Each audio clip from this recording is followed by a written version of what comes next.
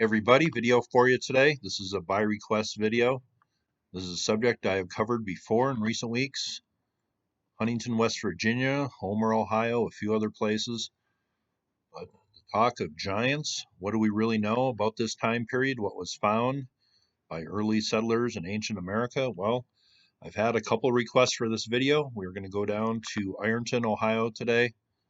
It's right on the river, right down here. Here is Ironton, Ohio. Portsmouth, a few other places are nearby. Huntington, right up here. Ashland Mound site. I've not talked about that one. I've had some messages on that. How much can we rely on newspaper reports coming from the 1800s? Well, I find it pretty interesting, but it seems there was a bunch of mounds, maybe down in this area here, that were removed a long time ago. And reports of skeletons were found. Just do a little reading.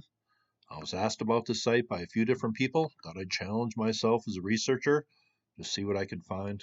Here's an article from February this year from the Ironton Tribune. Giants among us, skeletal remains gave rise to regional legends. They reprint an article printed in the 1800s. Very interesting. Just reading from the article, it says in the late 1800s, there were many claims of giant skeletons found in the region, with the story of the Adena giants becoming well known throughout Appalachia.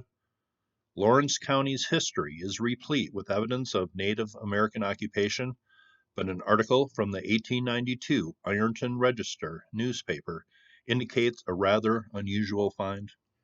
Here's an account of that newspaper article. It states that S.C. Winkler entered the newspaper office with a basket that contained the skull from one of several skeletons he had accidentally dug up on his farm. This particular skull was from a skeleton that measured nearly 9 feet long and was possibly a member of the Adena giants, commonly known as the Mound Builders. Mr. Winkler and his friend from the paper immediately mounted his 2-horse express and headed towards the farm, which had originally belonged to Luke Kelly, one of the first settlers of Lawrence County. Now, I'm using a few different websites. I will leave these links below, but here is Luke Kelly, one of the first people that settled in Lawrence County, Ohio, in this general area, who's on his son's farm right down here in this area that these skeletal remains were found. So I've talked about this in other videos of this kind. How accurate is this information? Why are so many of these articles pretty much exactly alike? And what was found with the burials and other stuff like that. But 9 feet tall, that's very tall. Is that a giant? Well, that's certainly getting up there. But were they exaggerating? How accurate was that? It doesn't give any descriptions here of like accurate archaeological work done with these skeletal remains, but let's just read on here. It says the spot where the skeletons have been found was where Luke's son Joshua Kelly's residence had been constructed in 1828. The men began shoveling and uncovered several more human bones along with pottery and a 5-foot-long strand of beads.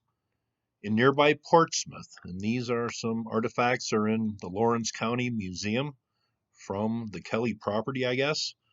It says, in nearby Portsmouth, a skeleton measuring 7 feet 4 inches tall was uncovered in 1895. The Adida Mound in Chillicothe, Ohio, was excavated in 1901, and many similar skeletons and artifacts were uncovered at that time. But copper, shell beads, stuff like that. Similar reports of artifacts and similar mounds coming from these burials all the way from Indiana, Ohio, Kentucky, West Virginia, Tennessee, places around that area. Seems it was coming from one culture, and reports of very large skeletons, but how big were they exactly? Doesn't seem we have real super accurate reporting, but very similar reports of skeleton being over 7 feet tall, that is for sure. But the newspaper from about 130 or so years ago continues. It says some of the bones were very large, showing that there were giants in those days, probably the mound builders.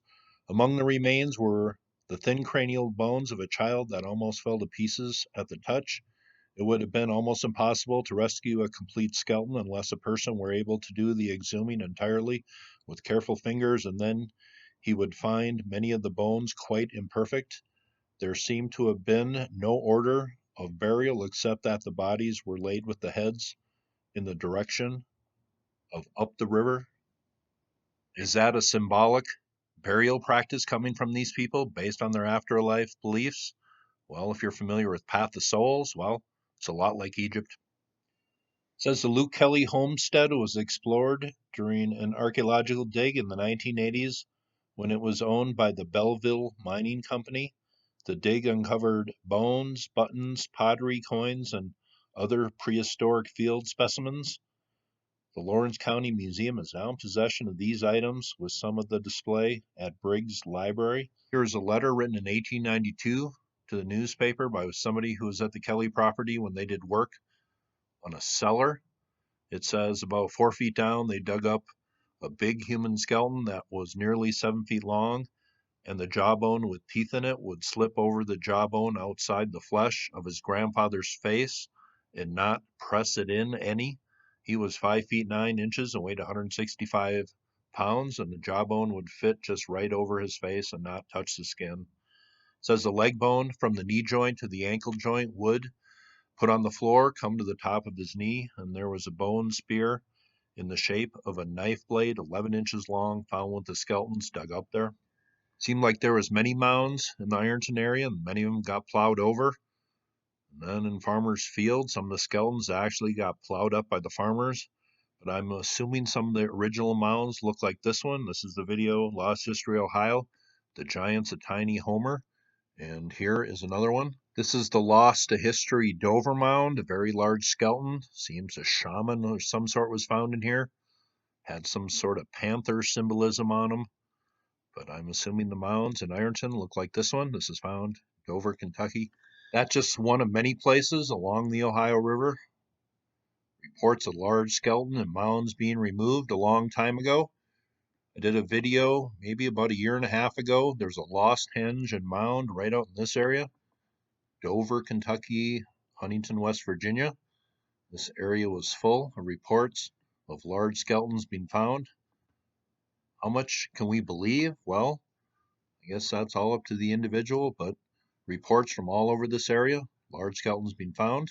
Just want to thank my viewers for asking me if I had heard of large skeletons being found in Ironton, Ohio. I hadn't up until a few days ago. Now you have too. Hope you thought that was interesting. You all have. Very nice day.